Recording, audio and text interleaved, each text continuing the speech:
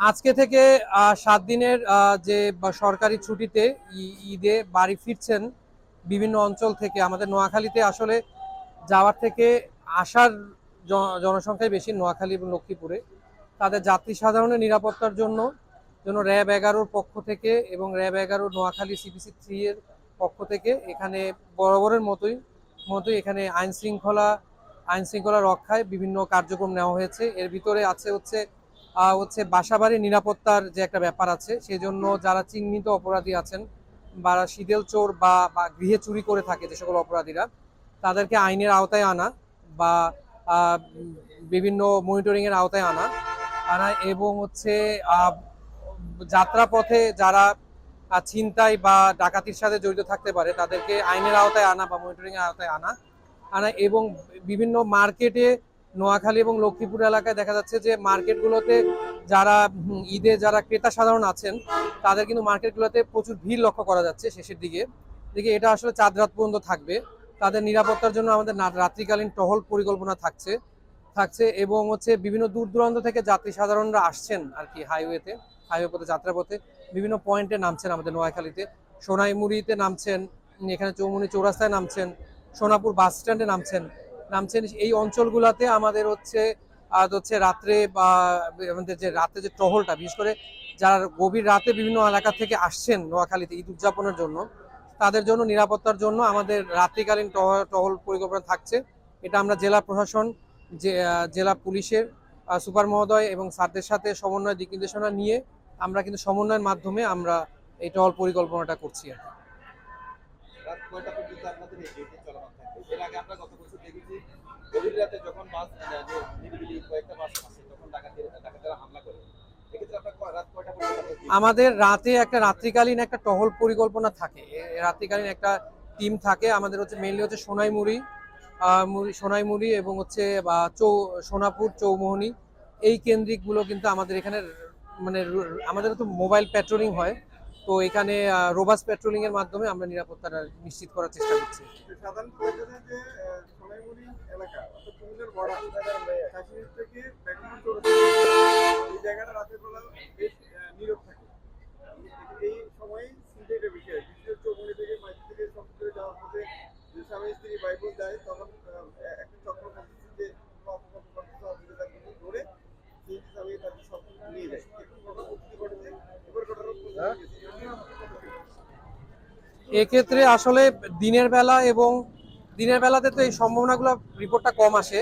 বিশেষ করে দেখা যায় যে যে যে যারা শপিং করে যাদের অধিক রাত হয়ে যাওয়ার পসিবিলিটি থাকে, আমরা আসলে এই কেন্দ্রিকে চৌমুনি থেকে সোনাইমুড়ির যে রাস্তাটা, এটা কিছুটা একটু নিরিবিলি আছে, সেই কেন্দ্রিক আমরা চেষ্টা করছি যে এলাকায় এখানে যদি সন্দেহভাজন চিহ্নিত লোকদের যদি কোনো দেখা যায়, আনাগোনা দেখা যায়, তাদেরকে জিজ্ঞাসাবাদ করা এবং সম্ভব হলে আইনের আওতায় নিয়ে আসা। প্রশ্ন ছিল, চৌমুহনী বাণিজ্যিক এলাকা হলো এখানে কিন্তু অধিকাংশ বাইরের বিভিন্ন জেলার লোক। ইদানিং বিভিন্ন উপজেলায় লাশ উদ্ধার করা হয়, লাশ পাওয়া যাচ্ছে। এই আইন শৃঙ্খলা রক্ষার আপনাদের যে অভিযানগুলো, এটি এই ছিনতাইকারী বা চক্রটা, অটোরিকশা চালক বা ছিনতাই চক্রটা, লাশ পাওয়া যাচ্ছে। এই যে বলছে যে অটোরিকশা চালক বা তাকে ছিনতাই চক্র, আর অধিকাংশ বাইরের জেলার এখানে চৌমুহনী আস্থায় এখানে সেনবাগে যে অটোরিকশা চালকের যে লাশ পাওয়া গিয়েছিল, এটা এটা এখানে অলরেডি 3জন আসামি গ্রেপ্তার হয়েছে, এখানে র্যাব কর্তৃক গ্রেপ্তার হয়েছে। তো এনারা 164ও করেছে সেনবাগের ইয়ের যে এখানে চাটখিলের যে ঘটনাটা হয়েছে। আর বা এইখানে চৌমোহনীতে এখানে বেগমগঞ্জে যে রিক্সা চালকের যে ঘটনাটা হয়েছে, এইখানে অলরেডি মধ্যে রিক্সা উদ্ধার হয়েছে এবং যে আসামি যারা ইতিমধ্যে কিন্তু গ্রেপ্তার হয়েছে, আইনের আওতায় চলে আসছে। তো এখানে সাধারণত দেখা যায় যে কিছু লোক রিক্সার ব্যাটারির কুক্ষিগত করার জন্য এই ধরনের অপকর্মগুলা করার চেষ্টা করে। এটা আসলে আমাদের যে বিভিন্ন রিক্সার গ্যারেজ আছে, সেই গ্যারেজের যারা মালিক আছে বা ওয়ার্কশপের যে লোক আছে, তারা এদের কাছ থেকে কম মূল্যে ব্যাটারিটা কেনার চেষ্টা করে। যেরকম চোরদের কাছ থেকে কিনলে একটা ব্যাটারি 5,000 টাকা দিয়ে কিনে ফেলে, যেখানে 20,000 টাকার ব্যাটারি 5,000 টাকা দিয়ে সে কিনে। তো তাদেরও জানি কোনো অবস্থায় জানি এই চোরাই ব্যাটারি ক্রয় বিক্রয় না করে এবং নিরুৎসাহিত করে। এবং নিরাপত্তার জন্য আমাদের অবশ্যই টহল ব্যবস্থা থাকে। থাকে, এবং কখনো যদি কেউ যদি কোনো বিপদে পড়েন, কোনো রিক্সা চালক বা তাদের কাছে যদি নাম্বার থাকতে পারে, থানার থানার ওসি মহোদয়ের নাম্বার থাকলো, বা যিনি দায়িত্বশীল ব্যক্তি আছেন ওনার নাম্বার থাকলো, যেমন আমাদের র্যাবের ক্যাম্পের নাম্বার যদি ওদের কাছে থাকে, যদি মনে করেন যে আমি কখনো বিপদগ্রস্ত হয়েছি, তাহলে আমাদেরকে ফোন দিলে আমরা কিন্তু যে কোনো মুহূর্তে কিন্তু রেসপন্স করা কিন্তু আমাদের পক্ষে সম্ভব। এখানে রিক্সা চালক যারা আছেন তাদেরকে সচেতন হইতে হবে। একই সাথে যারা দেখা যায় যে যারা মাদক সেবী আছে, তারা এই মাদকের টাকা জোগাড় করার জন্য এই ধরনের অপকর্মে জড়ায় যাচ্ছে। তো এই মাদক তো এই একটা বড় একটা কারণ কিন্তু মাদকাসক্তি। তো এইটার কারণে আমাদেরকে মানে মানে মানে আমরা চেষ্টা করছি আর কি যতটুকু সম্ভব। ইতিমধ্যে আসামিগুলো গ্রেপ্তার হয়েছে, যে দুইটাই অকারেন্সি হয়েছে রিসেন্টলি, এই দুইটা আসামি ইতিমধ্যে এটা উদ্ঘাটন হয়ে গেছে। মাদক ব্যবসায়ীরাই কিন্তু সকল অপরাধের সাথে জড়িত, ঠিক আছে?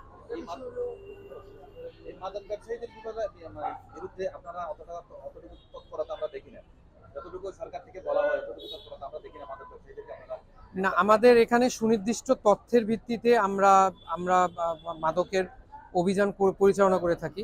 আমাদের সাধারণত হচ্ছে যে আমাদের যে গোয়েন্দা তথ্যের ভিত্তিতে এবং মনিটরিং সুনির্দিষ্ট অভিযোগের ভিত্তিতেই আমরা মাদকের অভিযান করি। আমরা বিভিন্ন সময় মাদক অধিদপ্তর আছে, তাদের সাথে আমরা কাজ করি।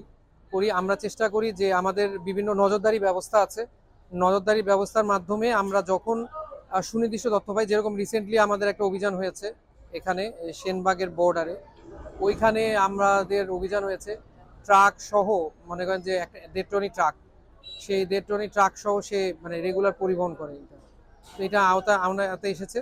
তো আমরা আমাদের সুনির্দিষ্ট অভিযোগ, যেই অভিযোগ থাকলে আমাদেরকে দিলে, যেরকম আমাদের কাছে মাদকাসক্ত যারা আছে তাদের পরিবার থেকে আমাদের কাছে আসে, তারা অসহায়ত্ব প্রকাশ করেন, আমরা তখন চেষ্টা করি যে তাদেরকে দ্রুত আইনগত সুরাহা দেওয়ার এবং মাদক ব্যবসায়ীদেরকে আমাদের আইনের আওতায় দ্রুত নিয়ে আসার জন্য। সুনির্দিষ্ট অভিযোগ থাকলে অবশ্যই আমরা তাদের বিরুদ্ধে যত দ্রুত সম্ভব অভিযান পরিচালনা করি।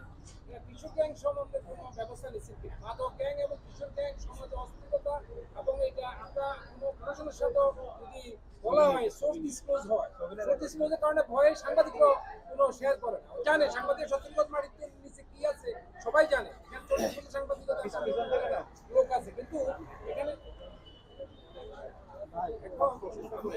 এই ব্যাপারে আপনাদের করণীয় কি? রাজনৈতিক দুর্বৃত্তায়নের আড়ালে কিন্তু এগুলো হচ্ছে, ওদের আদলে এই ব্যাপারে কোনো ব্যবস্থা নেওয়ার সুযোগ আছে কিনা? আমি বুঝি না, আবার একটু বলেন। কিশোর গ্যাং এর বিরুদ্ধে আমাদের এখানে কিশোর গ্যাং এখানে রিসেন্টলি এখানে ফুটবল মাঠে কথা কাটাকাটি নিয়ে একটা মার্ডারের ঘটনা ঘটেছে। এখানে অনেকগুলো আসামি হয়েছে, কিছু আসামি গ্রেপ্তারও হয়েছে, কিছু আসামি পলাতক আছে। এখানে কিশোর গ্যাং এর মানে এরা কিশোর গ্যাং এর সাথে জড়িত ছিল, নিজেদের মধ্যে মারামারি থেকে ঘটনাটা ঘটেছে।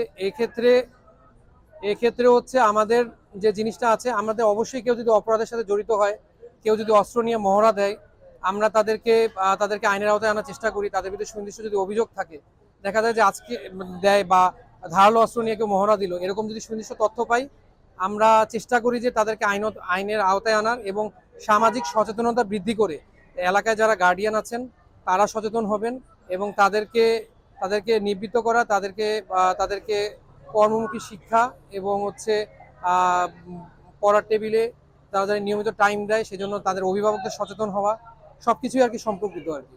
আমাদেরকে কোনো কিশোর বয়সের ছেলেদের ব্যাপারে কোনো অভিযোগ আসলে আমরা ওইটার ব্যাপারে অ্যাড্রেস করি। অতিরিক্ত বাস ভাড়ার নোয়াখালীতে এরকম কোনো তথ্য নাই। এর আগে নোয়াখালী থেকে অতিরিক্ত বাস ভাড়ার সংবাদ পাওয়া যায় নাই। বর্তমানেও কাউন্টার থেকে অতিরিক্ত ভাড়া নেওয়া হচ্ছে এরকম কোনো সংবাদ আমাদের কাছে নাই। গোয়েন্দা নজরদারি ব্যবস্থা চলমান আছে। News Times